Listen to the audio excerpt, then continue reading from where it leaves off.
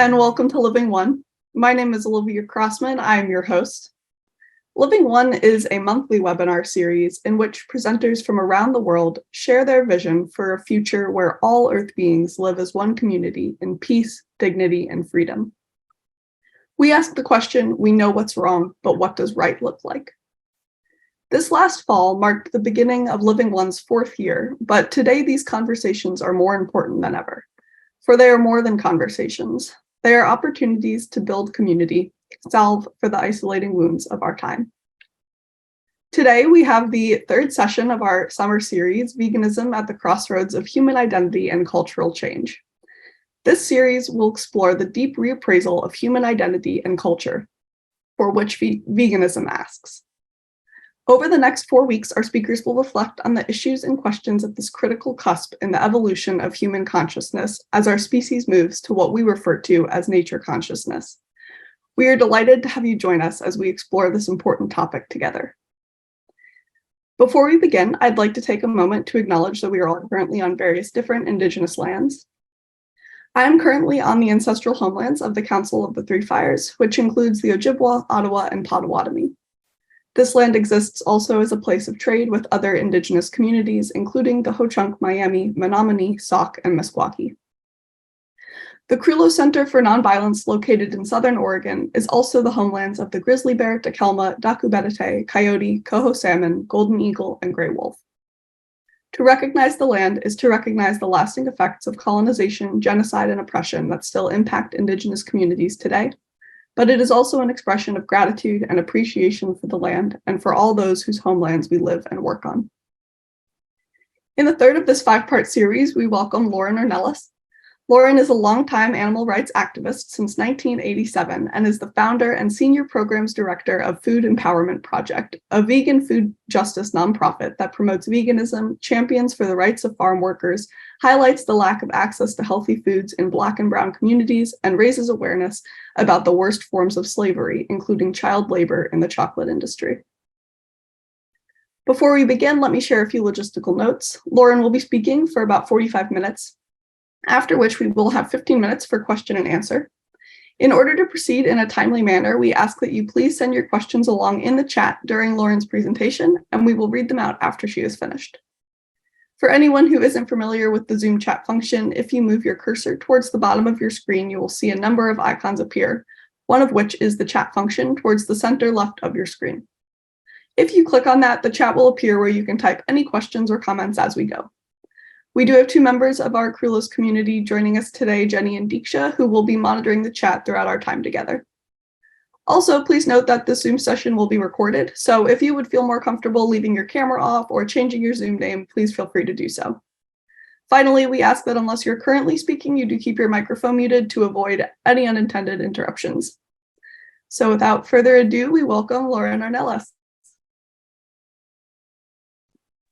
Hello, thank you for having me. And just to acknowledge, I'm on the Chumash land here in California, where they are still active and part of the vibrant community here and still working to protect the land and currently putting a lot of time into ocean protection as well. Oh, beautiful. Thank you, Lauren. Thank you so much for joining us and being here with us today. Do you want to start off by telling us a little bit about your life arc, how it led to the Food Empowerment Project? Maybe if there was a single life experience that sparked it at any point or just the arc in general.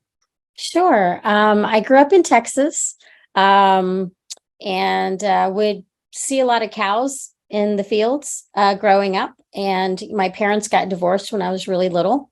And I just remember looking around and not wanting to be responsible for why a mama cow didn't come back to her baby or a baby didn't come back to her mama.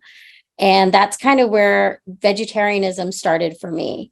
My mom tells the story about me asking her where chicken came from. And I'm always like, was I a stupid child or what? But when she explained it to me that it was an actual animal, like I didn't want to eat them anymore. It was just like, I didn't want to be responsible for taking a life. And, growing up, I'm Mexican, I'm a Hispanics. I identify as Hispanics, which means at the beginning of my identity as an X to honor my indigenous ancestors. and an X at the end to be an allyship with trans community, as well as kind of like a thumbs down to patriarchy, which the Spanish language is full of. But also growing up Mexican, I was raised with a deep understanding of the Great Boycott, which took place in the 1970s. And that was started by Larry Itliong, a Filipino farm worker, along with Dolores Huerta and Cesar Chavez, to draw attention to the treatment of farm workers. So I kind of grew up boycotting grapes. I had an understanding that something was wrong in how farm workers were being treated. I also, my mom raised my sisters and I by herself, so we didn't really have a lot of money growing up. And so even though I was vegetarian in elementary school, I wasn't able to stick with it because we pretty much had to eat what people gave us. And so, I feel like I have an understanding of what it's like to what we call it Food Empowerment Project, Eat Your Ethics, which means being able to eat what you believe in. And so being young, not being able to control my own circumstances, I wasn't able to do that. And I felt a tremendous amount of guilt consuming animals when I didn't want to. In high school, I got involved in the anti-apartheid movement, which I know Gay and I have bonded over in the past. My love of Steve Biko. But the anti-apartheid movement gave me a really good understanding of the power of our food choices. That being in the United States and being in high school, there wasn't a whole lot I could do to fight the regime in South Africa for the oppression and exploitation and outright cruelty of Black people there. But what we were being told to do was boycott certain products. Don't buy these products because they're still vested in the regime in South Africa. So I think that all of these things in growing up kind of gave me some type of understanding of the ability to make change or to create change with food. And in high school, I got involved in animal rights, and then my life would never be the same. I decided to go to college. I decided to do everything I could to dedicate my life to non-human animals, and did so, started the first animal rights group at a high school in Texas, went on to work at other animal rights organizations. And eventually in in the 2000s, when I became aware of what was happening, and I'll talk about it later, but what I was learning about was happening in Western Africa for chocolate, I had that same reaction in my being that I did when I saw chicks having the tips of their beaks cut off for the first time, which was like, what can I do to stop this? Like, I don't want to participate in any of this, but it has to go beyond my non-participation. It has to include changing a system that's inflicting cruelty upon others.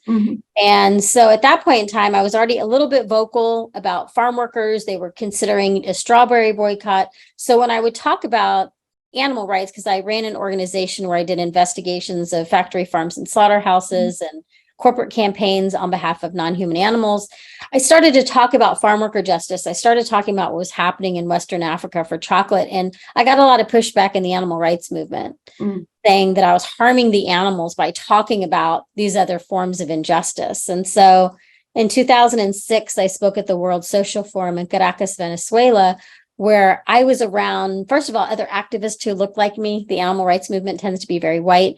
I was around people who cared about immigration, water privatization, the environment, who cared about all the issues I cared about. And I realized that I could no longer look at food as a single entity, that I couldn't just look at only veganism, that I wanted to create an organization that looked at all of these issues as equal, that wouldn't say, animal rights is more important than human rights, or human rights is more important than animal rights. It's all of these all as equal, and a way to merge them together to where we could see these connections and fight together for more justice, locally and globally. So there wasn't exactly like one spark, I think, that happened to start Food Empowerment Project. Was the realization, one, that we'd be stronger if we joined forces, two, the oppressions that impact one are kind of consistent. These same things that are harming non-human animals are harming human animals, and that we needed to do something together to change the situation. Yeah, absolutely. And that is, I mean, you speak to it so eloquently, like the intersection of all of these different factors and experiences. And your organization just does such a beautiful job at highlighting that intersection and working towards it. Do you want to tell us a little bit more about Food Empowerment Project? How maybe a central goal of the organization, or any short, long-term goals that you guys have right now? Sure. I mean, always happy to talk about our work. It's what keeps me going.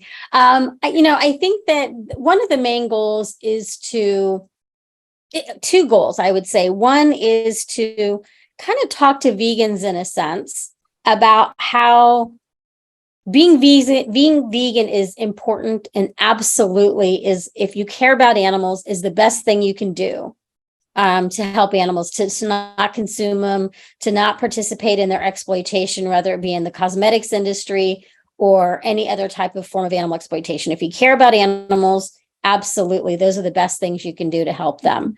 And again, understanding that being vegan is to some is a form of privilege. Not everybody has access to healthy foods, but kind of saying to vegans, like, but there's more. That's great. And if you want to spend 100% of your time fighting for non-human animals, please do that. But let's try to be consistent when we talk about suffering, when we talk about if our food is cruelty-free or not. Let's not forget human suffering that's also a part of the food that we consume, whether it be farm workers, rather it be our chocolate that may not have non-human animals as part of the process, but has the suffering and exploitation of human animals. So kind of saying, let's not have this self-righteousness of looking down on everybody and saying we can all do better. And looking at people who aren't vegan and saying, like, look, if you care about animals, if you care about human rights, there are human rights abuses throughout, the food chain, whether it be human or non-human animals, and that we all need to do something. Like, there's always something that we can do. And the more that we look at our individual food choices and we use our collective food choices, voices together, we can make a difference. And that it's really incumbent upon us, especially those of us that have the privilege of eating 1, even 2 times a day, that we have the responsibility to try to make a difference in the lives of those who produce our food.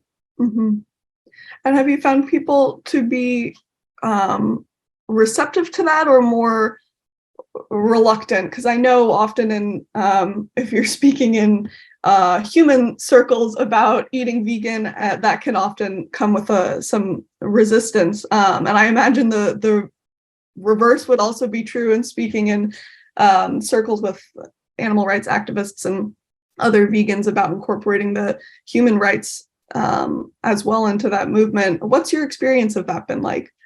I think that, I don't want to overwhelmingly say or generalize vegans, but I would say that a lot of vegans are resistant to it. They feel like, how dare we? We've been refused tabling at Veg Fest, even though we're a vegan organization, we do vegan work because they say we're not a vegan group. Tabling at events where people are like, why are you talking about chocolate? This is a vegan event. So we've definitely gotten pushback, and that is reflected in the fact that we are a 16-year-old organization, but still very small, because we aren't getting the financial support that other just organizations that work on veganism get. I would say when it comes to the communities that we work in, I think that I've been very impressed and appreciative at their treatment. We worked in a community in Vallejo, California, which is in the Bay Area. Immediately started the work due to one of the founding members of the Black Panther Party, David Hilliard, and kind of made it clear to him, like, hey, we're a vegan group, so everything we do with you is going to be vegan. And his response was like, yeah, I should probably be vegan. It's not a big deal. To working in, sitting down after meeting with the State Department in California about farm worker housing issues, and eating with people and eating vegan, and them, asking me like, okay, you're vegan, but what you're meeting with us on farm worker issues. And once I explain, like, I feel like vegans have a responsibility to make sure that farm workers are treated well, because 1, unless we grow our own food, we have them to thank for everything that we eat. And 2, we're trying to create more people eating produce. So we have a responsibility to them. And their response was basically like, I've never heard a vegan talk this way before. It's so refreshing, to where they chose to eat vegetables as well. So I think that because, a lot of the movement, and I don't mean this to sound arrogant, and so I know it may come across that way and I don't mean it, but to have somebody who's vegan not have the lived experiences as very privileged white people have had in the vegan movement is showing a different tone and a different way of being vegan is. And so I think for people who work in other social justice movements, they're happy to have us be a part of the work. They are, they're like, this is great. Like, they've heard about it, and a lot of people in the impacted communities that we work in, they know they need to eat more fruits and vegetables. They simply don't have access to it. So we haven't received, much pushback. I'd say at one point in time, we did a report, and the policymaker who reviewed it, this was in the very beginning of our organization, didn't like us using food apartheid, which we openly use now, but that was, 15 years ago. But really overwhelmingly, it's been great. We've had events celebrating farm workers and pretty much said, if we're a part of it, we need the whole event to be vegan. Not a problem. The whole event was vegan. So we haven't received that much of a pushback from the other communities we work with. Oh, that's great. That's good to hear. And I imagine you mentioned earlier that you started the first animal rights group at your high school. I imagine that must have been a bit of an uphill battle at first. Do you think that, I guess, how has that informed the work that you do now, and also any pushback that you have received? It's a great question. I would say that it's probably given me a sense of tenacity.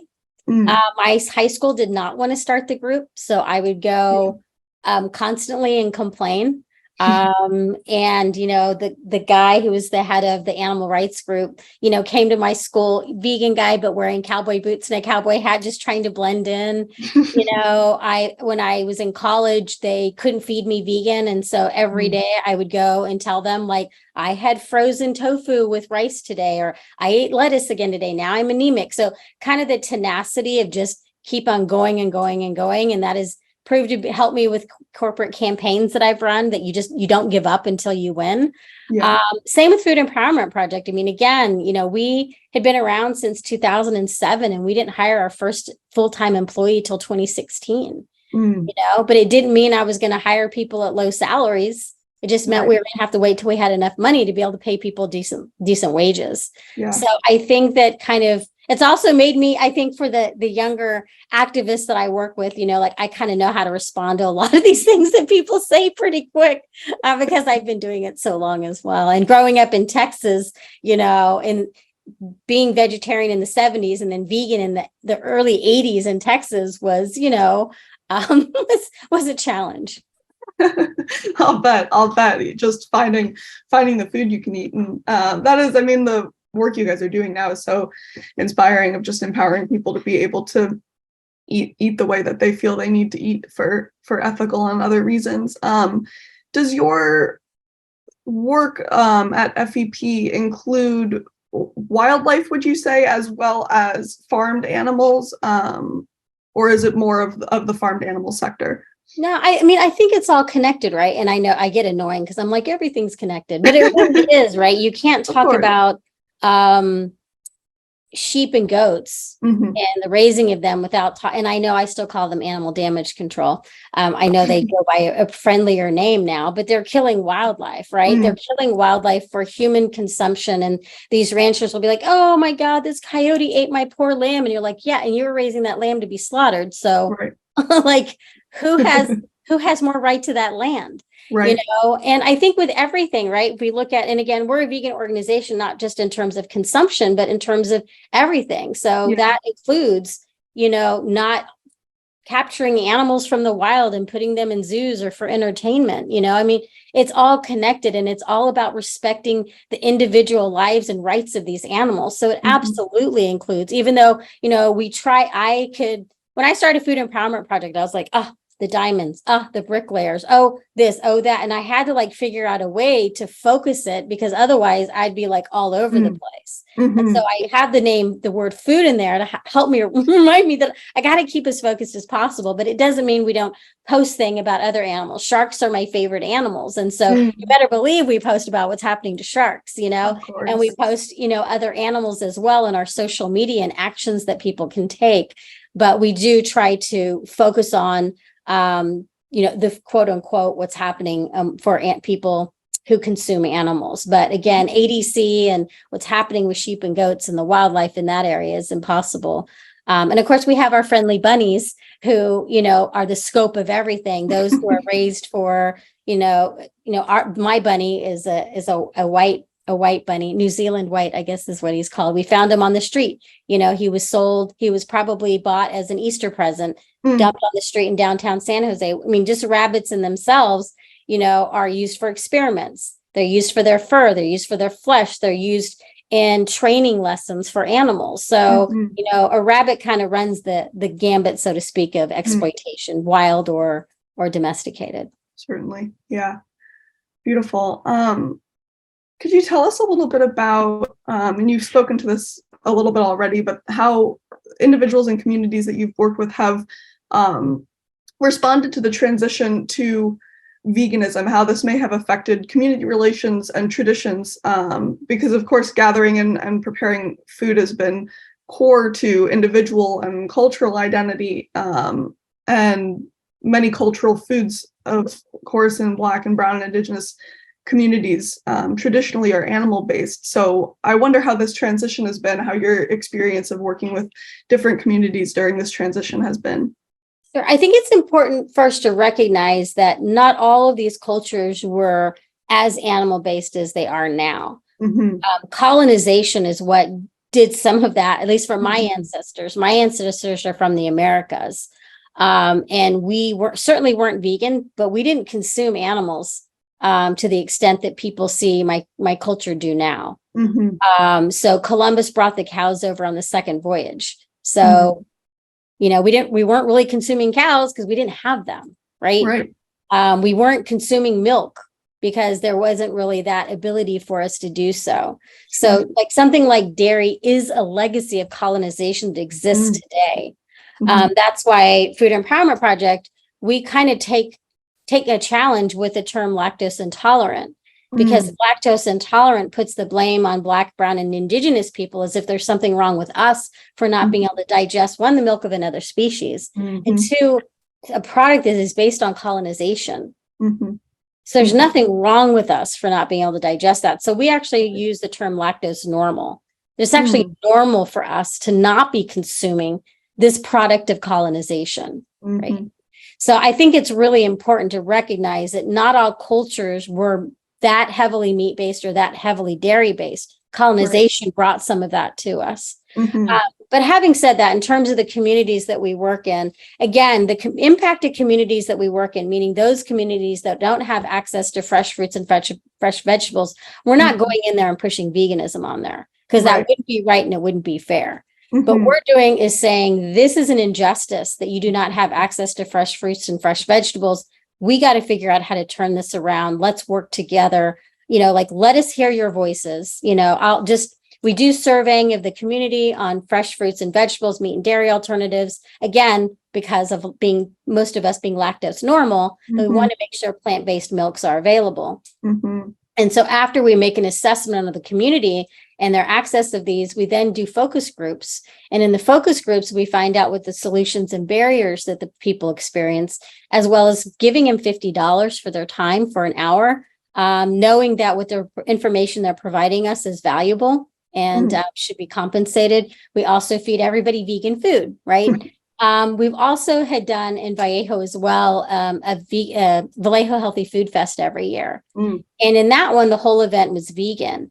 And we had local chefs doing, foods. We had local performers, from the community and speakers. And of course, we talked about veganism and we talked about the animals. And I remember one year, we had a local chef who primarily made food for the unhoused community who was going to make the food, because we would have the food free for everybody who came for the entire day. So we'd have a long line of hundreds of people lined up waiting to get in. And she was in charge of making the food. And, we had to explain the whole veganism thing and what is okay and what's okay not to use. And she kept on saying, is bacon powder okay? And I was like, no, bacon is not. And she was like, oh, okay. But I don't cook. So I had no idea she meant baking powder.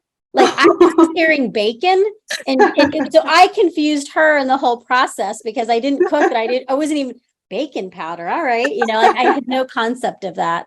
So, again, what we found was overwhelmingly the community was excited. And the vegan food that we had served in the focus groups, everybody, even the seniors, the senior Filipino aunties who were there were like, if I could eat this way every day, I would eat vegan. Like it was, it's not that big of a deal to some people about it. It's the fact that they simply didn't have access to it, Right. And also, not to say that people would need cooking classes and, Sure. What we have found out in terms of lack of access to healthy foods is it's primarily the cost that's the barrier for people. It's just too expensive, especially when you're living in one of these communities and where you can get the fresh produce is from a convenience store of a liquor store, and the prices are higher there.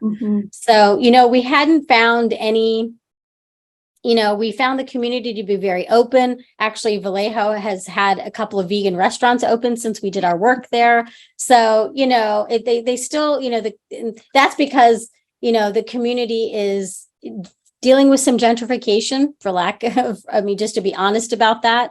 But you still have people in the community. We're hopefully getting a co-op, a worker-owned co-op up there, which is one of the things we were trying to have happen.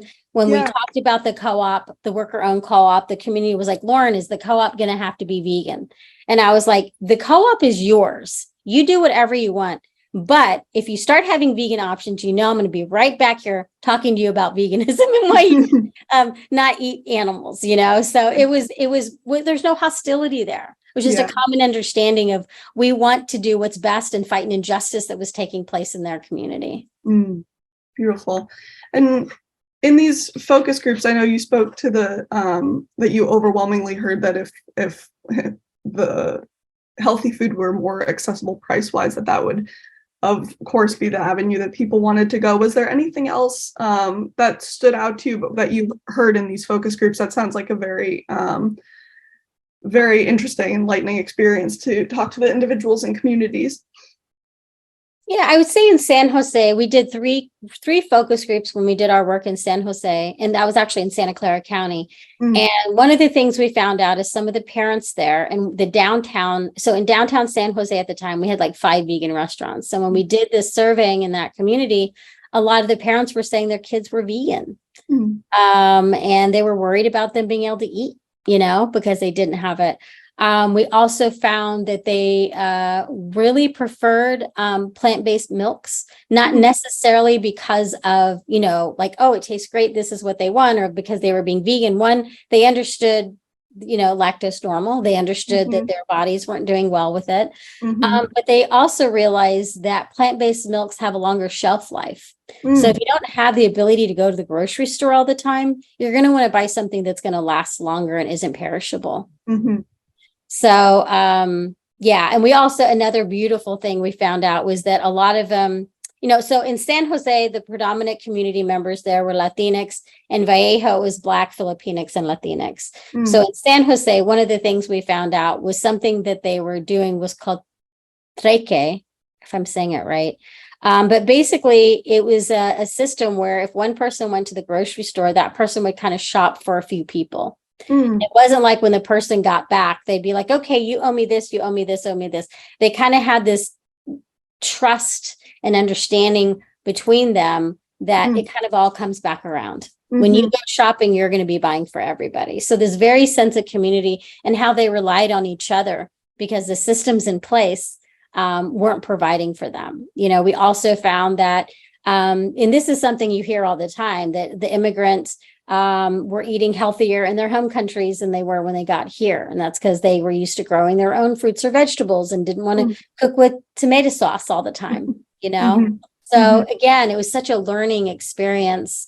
And also, again, the creativity and ingenious of people surviving and doing everything they can for their families to be healthy. Beautiful. Sounds like a very powerful experience. I know in many human cultures around the world, there's a very clear distinction made between humans and animals, human and non-human animals. In your experience, would you say that plant-based living and plant-based eating dissolves that distinction? Well, for the first part of that, I want to make sure that we're also clear that I don't believe that that's true of all cultures, especially if you look at the indigenous cultures who talk about the animals and the land is just as much as human beings, if not more so, and having a responsibility. So I don't know that all cultures really see humans and animals. That's very much a white colonist viewpoint, I think. That there is this divide versus seeing that we're all connected, and that we all have symbiotic relationships with one another. But the question of, do I see that there being a dissolve between when people go vegan to?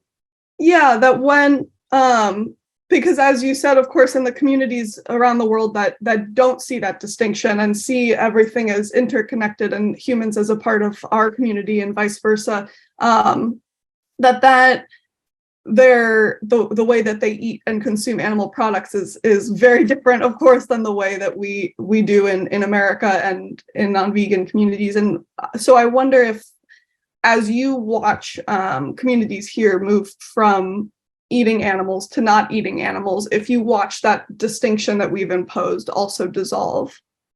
Well, I don't know that I can look at any of these communities that way, but I can look at the US as a whole, and I can look at popular veganism, and I can say that you see a lot of celebrities who go vegan, but they continue to wear fur or they continue to wear leather. So just looking at the holistic view of people and how they've gone vegan, I would say I don't see that. I think part of that is the issue with not looking at veganism and animal rights, maybe just looking at veganism as a diet, and looking at it again out of what does it do for me? Instead of looking at how it's not participating in a system that seeks exploitation. And if we could look at it more as a way of the non-exploitative part, then maybe we would see that. And I don't think that then we would just see that in terms of non-human animals. I think we would see that in terms of human labor as well. We see human labor. I mean, human labor so much, especially in this country, is exploitation. And so if we started to look at non-consumption of non-human animals, like not consuming animals, as a beginning of a non-exploitive society, I think that would help. But I think that, none of that's going to happen until we really tackle things like racism. You can have people who are vegan and they can still be completely and utterly racist and homophobic and transphobic. So, there's so much more that has to happen. That makes a lot of sense. And I wonder what you'd think, because it reminds me of just what you're saying about how people, celebrities will go vegan and then still walk out in fur. And the fact that veganism is seen very much as a choice in food and not like a way of living, a way of being. And we've talked a little bit at Ornelas recently about just the intersection of veganism and capitalism, and specifically how you'd see that in situations like, for example, with McDonald's and other fast food corporations that are highly capitalist starting to promote and serve plant-based Beyond Meats. I wonder what you think of that, because of course, like, from one perspective, it's like, this is catching on, let's use it as a way to make money. But of course, the root of exploitation is still very much there. So is it really like a vegan option, but also maybe it's just a more affordable plant-based option for people? What are your thoughts on that? Well, I think capitalism is a lot of the root of the problem. I mean, yes, thank you for saying it, because yes, that is it. It seeks to exploit and destroy anybody that gets in its way of profit. So in terms of, I always have to look at, like I don't say, okay, it's a good question. So I'm trying to figure out how I look at, like, say, McDonald's or whoever. And I do consider Beyond to be different than, say, Impossible. Impossible tested on animals. So Impossible is not vegan as far as I'm concerned. So let's say just stick with Beyond. Coming into these places, I have to separate myself as a person that runs an organization and myself who went vegan as a young person. So as a young person who wanted to, eat with my family and feel like everybody else, am I glad that person, that teenager going out with their friends or their family is going to feel less weird, feel like they can eat. I am glad for them. Yeah. Me as running an organization, will we ever celebrate that? Will we ever promote it? Oh no, will not. We absolutely will not. Yeah. That is not these corporations have enough money to promote themselves and the burgers and everything that they're doing. So you don't need to do that for them. Our work is still going to be trying to get people to change that perspective of the consumption of animals to begin with. And so, no, I mean, because for my organization, we're still going to say, are you paying a living wage to your employees, McDonald's? Yeah. Where are you getting the cows that you are killing? Are you displacing people and enslaving people in Brazil for the beef? Beef in quotes. Right. What about all this? There's just so much about what's happening. So it's never something that we can just look at one aspect. And that's, I think, what makes Food Empowerment Project a little bit tricky, is because we are going to look beyond one thing. We're not just going to look at the non-human animals. We're looking to look at the human animals as well. Yeah, absolutely. And I know you've spoken a bit as we've been talking about different challenges, that being one of them. Is there any specific hurdle that you feel you're trying to jump as an organization at this point? Because I know you said there was quite a path over your 16 years of funding and all sorts of things. Is there anything right now that you think you guys are trying to hurdle? Well, definitely funding. Sorry. Sure. A serious situation we're in right now. It's always there. Definitely funding. It's funny. If you would have asked me this question like 10 years ago, I definitely would have said people understanding. And what I've come to realize, literally watching this transpire, is that young people get us. The older, and again, I'm older, so I'm including my generation in here, still have this but it's just about the animals, or it's just about this. But young people are like, they don't need us to spend 5 minutes explaining why all of this is connected, or why it's, part of veganism, or, even the people who do human rights stuff. A lot of these young people or do environmental work, they're vegans. They may, be vegan for different reasons, but they're vegan for something beyond themselves. They're doing it for the environment. Right. But they don't need us to explain it all. They have some type of understanding of the connectedness of these issues. And that is a hurdle that we have.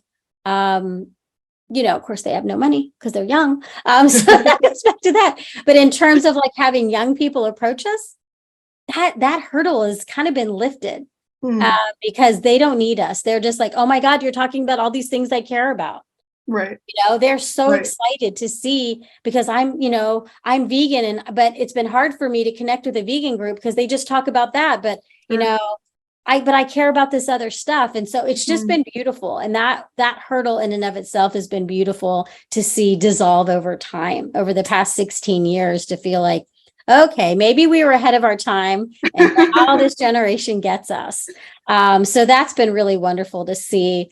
I think that that makes it sound like, oh, we have no hurdles but money. I'm sure we do. I just can't think of them. But I think that technology in some ways is a hurdle too, right? Because so much stuff is virtual, and there's less of that human contact. And, I'm pointing a finger at myself too. Recently went to a rodeo protest, went to the anti-Nazi protest, and then volunteered at the Pride events here. And that took some extra energy. I'm going out in public again. I'm so used to just being me and my husband, just on our own. But, I think that's a hurdle too, I guess I would say, kind of getting back out there and communicating in person with people. Yeah, absolutely.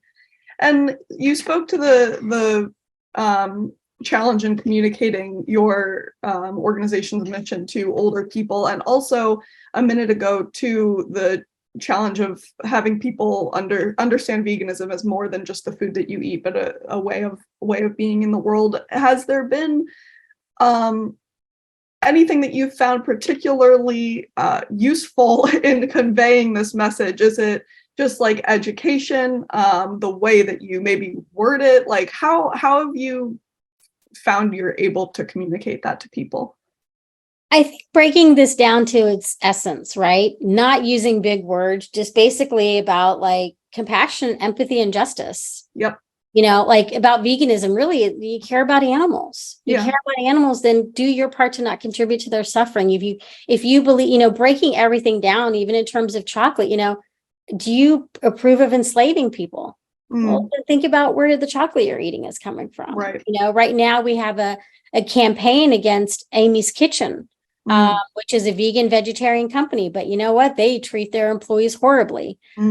So we have, along with the workers, that we have a boycott of Amy's Kitchen, and really just trying to break it down to vegans again is like, okay, if you went vegan because you care about how you're, not wanting to participate in the suffering of another being, that being non-human animals, why would you not also feel that same way about the human beings we know who are suffering, literally suffering as well, for your food?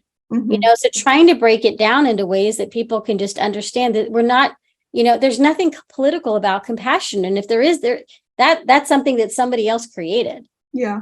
Having compassion for human and non-human animals and wanting people not to suffer and be harmed, not wanting non-human animals to suffer and be harmed, that's what everybody should feel. That should be the very basic point of humanity, is not wanting to cause harm to each other. Yeah, absolutely. And you said compassion. I wonder, do you think, I mean, I'm sure you can speak to this in your experience, and I also wonder what your thoughts are on how this might be interacting with people's resistance or hesitancy, but the term compassion fatigue gets thrown around a lot now. And do you think maybe that's part of why people have trouble broadening their idea of the exploitation beyond just animals with veganism, that it's like once you start pulling at that thread, like the chain of exploitation that you're seeing maybe for the first time, of course, can be very overwhelming. I wonder how you deal with that in your life, but also if you think maybe that's part of what's going on, how we can combat that maybe. Yeah, it's another great question. I think that, I would say that 27-year-old Lauren would be like, compassion fatigue. What? We got to just go. We just got to go out there. What's the deal? And, my husband, Mark, wrote a book called Striking at the Roots, which has a whole section on, taking care of ourselves. And it's made me realize that, maybe that was something I realized I haven't been very good at it. But I think that there's a few things to this in terms of, I think when we look at animal rights and activists in terms of compassion fatigue, is one is not understanding the trauma that we are allowing ourselves to be exposed to on a regular basis. I'm someone who's done investigations of slaughterhouses and factory farms. And I know that I felt at the time like everybody should watch this stuff. Like I took it for you. But I feel now more like, if you know, then you don't need to. This is for people who don't know. Yeah. And I don't, I don't remember who said this, but like what other cause makes people constantly watch the abuses in which they're fighting to stop? And what does that do to us? Right. And so I think that we need to be easier on ourselves, and that we don't feel like we have to watch every abusive thing, and maybe stop following organizations that constantly promote or post abusive information, getting off social media or anything like that to take a break. But I think that, some of it goes to, again, I would say this capitalistic perspective of work, whether it be for non-human animals or human rights. And I'm guilty of this. Anybody who knows me knows they're like, what are you talking about, Lauren? But, this mentality that we have to keep working and not taking care of ourselves. And, like I mentioned to you earlier, my husband and I, every Friday, we go for a walk someplace different. Like reconnecting with nature for me is just so important. Because you get, you like, oh, wow, do you hear that bird? We've starting to listen to the quail talk to each other, you're like, oh my God, they're talking to each other. This is so cute. Not only are they adorable, that noise I hear, that's actually a quail. It's not some other bird, Right. And, I'll admit too, I'm in therapy. Like I'm going to be completely, break down this myth about something being wrong with things like that. I have my therapist, who, I will say that the shootings that occurred last year with the children in Uvalde, my whole session had to be just about that. Yeah. Just the world around us is a lot.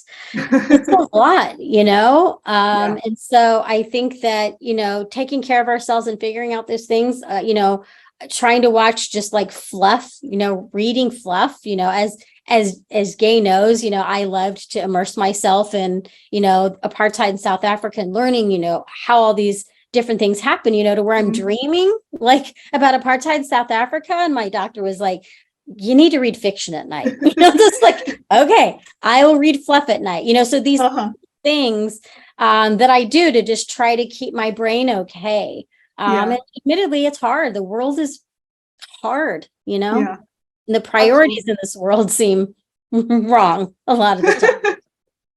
Absolutely. And I think I'm glad that you spoke to that, because it's so important, and it can be so easy to forget to take care of yourself in these movements, but it's you can't help without helping yourself as well. So I'm glad that you spoke to that. And you mentioned how important it is for you to really reconnect with nature, and that seems to me so just like what a beautiful loop that probably creates if other people felt that way as well. And I know so many people do, about getting out into the world, because you spoke to it so beautifully when you're talking about the quails, and when you're out and you're in nature, you notice what there is, the different beings and the life that exists out there. And I imagine it will inspire and inform people's shift towards veganism, and hopefully from less of a if they're struggling with the compassion fatigue or the grappling with the exploitation, to just see that there's so much hope associated with it too, when you see the beings out there and the lives that you're interacting with and protecting. So that was beautiful. I'm so glad that you spoke to that. You said also about social media and how complicated that can be. I know you mentioned that young people are catching on and catching up to the work that you guys are doing. And of course, like, young people are very prominent on social media. Have you found a social media presence to be a more positive thing for your organization as far as connecting with young people, or maybe a negative thing? What's your experience been like that of an organization? We have an amazing social media person, Alejandra. And it's hard for me to say, because I'm only on one platform. And so she's the one who sees it all, but we kind of have a no nonsense. Anybody who is going to bully anybody who's going to call names, we don't need them on our social media. I don't have any qualms about that. So if we post something in support of trans youth, somebody says otherwise, we don't need them. We want it to be a safe space for everybody. I mean, these are in the values of the organization of Food Empowerment Project. You go to our website, you can see our values. So we do not, take to allowing people to bully, name call anything on our pages. We also have an understanding at the organization that if it ever does get to be too much, that we will shut down our social media for a couple of days or however long, because, just because somebody's in charge of social media doesn't mean they should have to be abused. And people can be quite abusive on social media. And that's yet another drawback of it. So I think that, our Instagram is, our biggest platform, and that is where some of the younger people are. So that's our biggest. So I think we need to find way more of them. But we have found. Absolutely. Well, I'm sure people have questions. So I'll ask you one more thing as people gather their thoughts. How have you, just the arc that we've been on in the conversation, where you're talking about starting as a vegetarian and a vegan from such a young age, how have you personally changed in regard to your identity with all of this over all the years that you've been involved in this movement and this organization? I think that's another great question. I would say that, I remember being like 18 or something and screaming and yelling at my family about how selfish they were over Thanksgiving. Like, I don't do that anymore. So I'm like, and I feel like I try to tell people like that doesn't help. Like I feel like my family's been more resistant to veganism, although it's beautiful to see them now. Like, Yeah. they like to be like, my sister was vegan before it was cool kind of thing, like watching them like buy things and eat things, and my brother-in-law being amazing about, vegan foods and stuff like that. So it's been very cool. My sister likes vegan cheese now. And like, I'm just so happy, so all of that's come around and it's just very exciting. But I think that, God, I'm always like, I'm the same person I always was. Because I can still be just as angry as I was then, because things are still so bad. Yeah. I think that, God, I don't know. My arc, have I changed? How do I identify? I still identify as an animal rights activist, probably more than anything, even though, a lot of the work that Food Empowerment Project does is human rights, but because I see it so much connected, I also, I don't know. I do not know. I think I see myself the same. Yeah. Maybe wiser.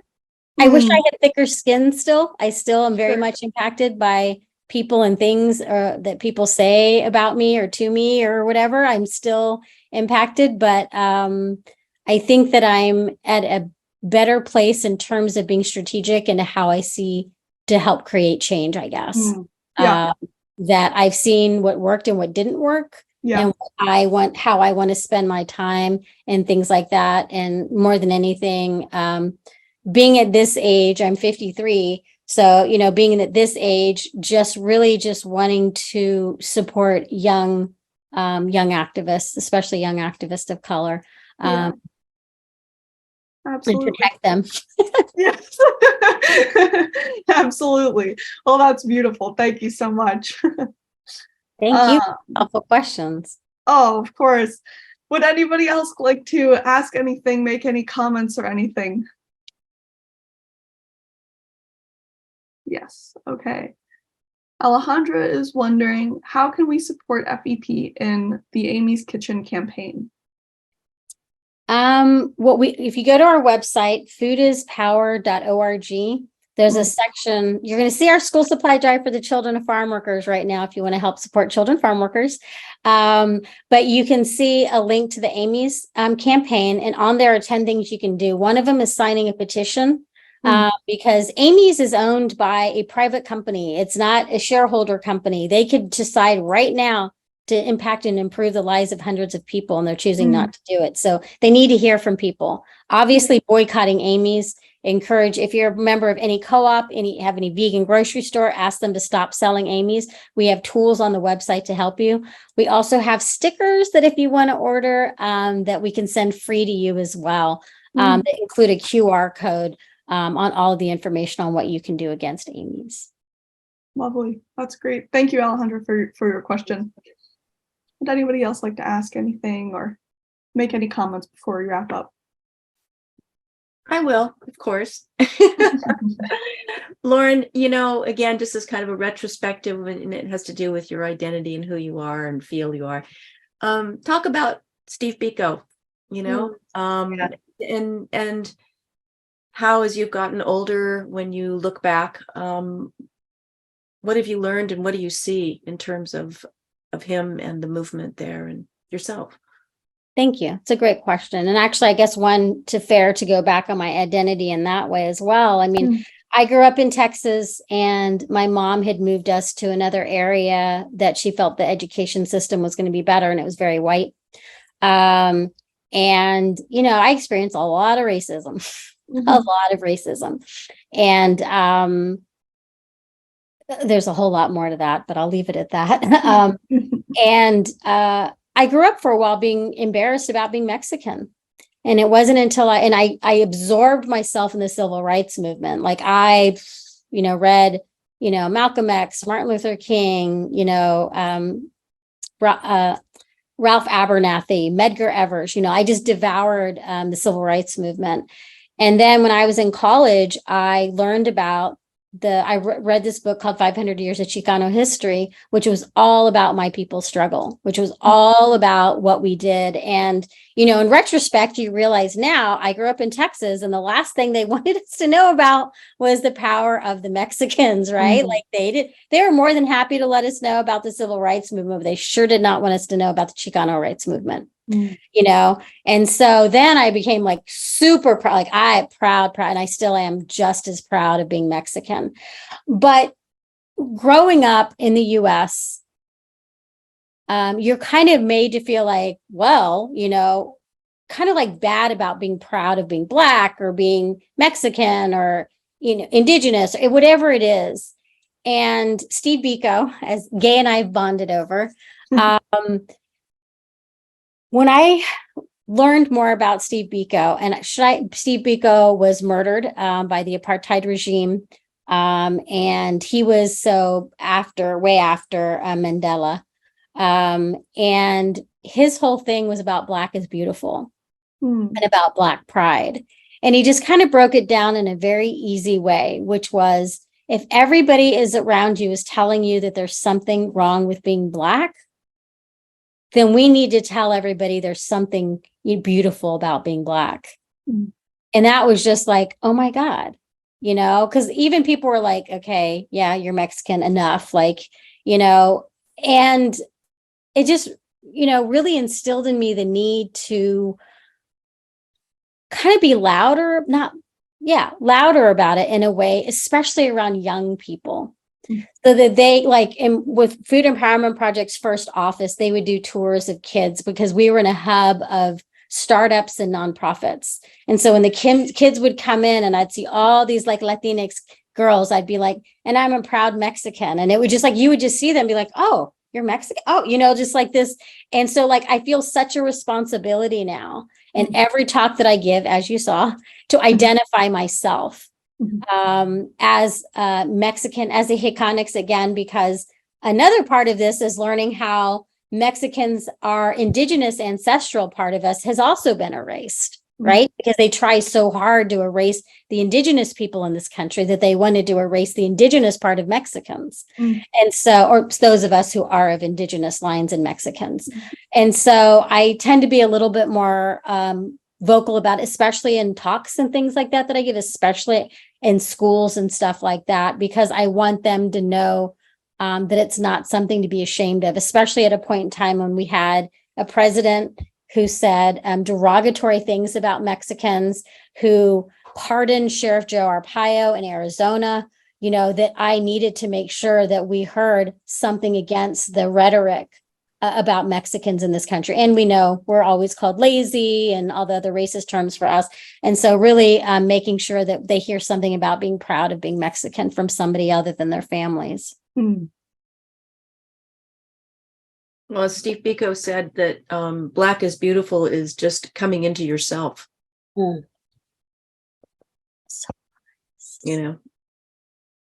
He's so right. And what role or does right now there's two big movements in the States and Turtle Island. Said it for our turtles too, is that reparation, in the Black communities, and then also land back for American Indians, Indigenous. Does that play out in F.E.P. or, can you look through that lens? Is that an element that is running through your work as well? And in the larger Mexican community, meaning across the border too? I guess that's the other thing. I think with the newest president in Mexico, there has been movements for more indigenous. I think they've put up some statues to indigenous people there. There's a long way to go. There's a lot of racism against the Oaxacans who are indigenous people. The indigenous people of Oaxaca, I should say. A lot of them are in California in terms of our farm worker justice work. The vast majority of people we give to in our school supply drive are the indigenous farm workers from Oaxaca, because the indigenous workers not only deal with racism from Mexican farm workers and Mexicans in general, but they also deal with barriers in terms of everything. So during COVID, during the fires, they speak their indigenous languages from Trique to Mixteco. They don't speak Spanish. So when these things are going on, things are done in English or in Spanish, or sometimes just in English, whether it be COVID or the fires, and they do not speak either. So they were not getting a lot of the benefits, the few benefits that were happening for farm workers. And so a lot of our work is more focused on the indigenous farm workers. I know you had more questions than that. Oh, yes, FEP, we added land back to our values. We kind of keep that a living document, the values of the organization. We have posted things in support of reparations, true reparations, not just, cities posting, Black Lives Matter or something like that, but true reparations of giving people their money. In California, again, which is where we're based, has already established an amount to which each Black person who lives in California should be allowed to get. Now, if that happens, we don't know, but we definitely are in support of that. And definitely in support of land back. And, I wish we would give all the national parks back to the indigenous people, because they take a lot better care of them than they currently are. No disrespect to our park people, because I know they work very hard as well. But it's just the amount of what we do and how much resources we give to the parks. Was there more in that game? Just the idea of the reparation, I haven't thought this out well, but in terms of farm workers, the situation is that they're working for someone else. It's not their land, and it's that, it seems to me that that's such a strong element in terms of the connection with land, and having home from the land which has been taken away. Yeah. And I guess I was just wondering if there was, I'm not familiar, but is there some kind of movement? That's always struck me, is that, that the connection is with the land, and yet it's never their land. Yeah, exactly. There is an organization called ALBA here in California that teaches like former farm workers and other people how to become farm workers themselves. And then some of them have been able to open their own farms, which is really beautiful to see. But land in California is expensive. But overwhelmingly, we would love to see more of that. And you are seeing some places in California giving the land back, which is great. Our new executive director is Cherokee. And so it's been really nice to have her wisdom and her perspective guiding things that we do with the organization. It's been a real treat for me. And I think everybody on the team to really have this different perspective. And she's vegan and she's wonderful, and she just started in like April, but we're already seeing her touches on everything. So we're grateful to have her leading the organization. Are you working with the Shumash? Trying to. We relocated here like in March. But they are trying to create a national marine reserve here. And so we have been in touch with them. They're kind of like, I'm like, so what do you need us to do? And they're like, we'll let you know. And I'm like, so what do you need us to do? And they're like, okay, we'll let you know when we're ready for you to submit comments. But we have spoken with them. We haven't done like an official meeting yet. We have a campaign called Got Colonization. And it's basically looking at the dairy industry. And we put up billboards. And when we did that, we have booklets that go with it. We had a network of like 7 tribes in Canada request orders. We had tribes in Santa Clara County, where we were based, order copies of it. And so we're really excited that because it does talk about, the indigenous people of the Americas and how dairy was forced upon them as well. Anyway, they've been really receptive to that and, really open to working with us, which we've also really appreciated as well. So do you, in your writing and your materials, do you explicitly talk about veganism as, which I see as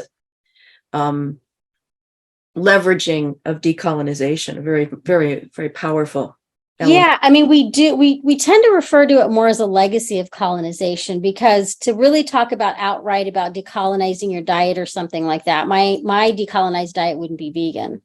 So I don't want my diet decolonized. I want to remove some of the legacy of colonization in it, though. But again, I want to consume as much as possible that causes the least harm. Is there a couple of individuals that we've spoken with are American, or they're North American indigenous, and are vegan and have really had a struggle with that. And I guess this was part of the question that Olivia was asking, but it's this notion. I guess I just sort of want to zoom back for a little bit in terms of, that there's a pull for, building back the culture, and the identity, which has been basically obliterated and shattered and traumatized. And at the same time, for example, like with salmon, in that way, and there's been a lot of tension points on that. Or do you have any thoughts on that? I mean, do you feel that there is this notion of stages, and that as there is a sort of an evolution of consciousness that does change, like culture does change and can change without, the loss of a certain sense of identity and integrity? Yeah, I think so. I mean, I don't want to act like I made an extra long sentence so you wouldn't know what I said. I guess it's like, it's hard because like I can't speak for something I don't know that much about. But I would say that I do think that culture can shift, certainly. Sometimes it's forced to. But I do think that there is that ability. I know for our organization, our efforts are never going to be looking towards Indigenous communities to change their habits as much as the vast majority of the population that's doing the most destruction in this world. Well, I mean, I think the whole, I don't want to say it's a movement, but I think what is happening with this blossoming of decolonization that's actually really taking is just what Steve Biko said. It's a really individuals coming into themselves. Mm-hmm. And then that's a liberation. And in that liberation, then that person is free mm-hmm. to be what and who and how they want to be. Yeah. So to me, the liberation element of the individual at a very profound level is absolutely essential. I love the way your mind works. I'm just listening like, oh, we should have been listening to you for the past hour. No, it's fantastic. I really, really appreciate this. Mike does have a question in the chat now. Thank you, Gay, for all your questions. He is wondering for your opinion on two things. So I'll start with the first and then we can come back. Okay. First, the 4 wealthy individuals that died on the Titanic event and got unlimited coverage, while 300 died crossing the Mediterranean Sea to escape terror, etc., and got very little coverage. Mike, that's what I was thinking of when I said about mixed up priorities. Again, I don't, those people had families and I feel for them, but I feel in terms of the Titanic people, mm-hmm. But what's happened with the refugees is horrific. Mm. And not only what entered, like, this is where my mind goes. Okay, so is somebody going to be spending all this money now to create a new submarine that isn't going to implode? And who's going to be working to make the lives of where the refugees escaped from better? Who's going to work to make sure this doesn't happen to them again? Mm-hmm. And that's the sickening part of the reality, is that we know somebody's already thinking of that better submarine, but nobody's figuring out how to make the countries, which probably more than likely are being displaced because of colonization, capitalism, and the West, and giving them some sense of life in their homelands, or mm-hmm. something better for them, something safer for them if they're having to flee. That there's no thought process going into that, mm-hmm. because we do not have that same respect for life as we do. It doesn't even matter. I mean, the reality of these situations happening at the same time, you would think there'd be some consciousness about it. But when I go to my news media feed right now, it's still all about this. Did James Cameron knew about it ahead of time? And you're just like, really? Still, that's what we're going to talk about. And so I don't know. I mean, my opinion is that it's, I'm sad for any life to be lost, but there are different choices that were made here, and different risks that were anticipated.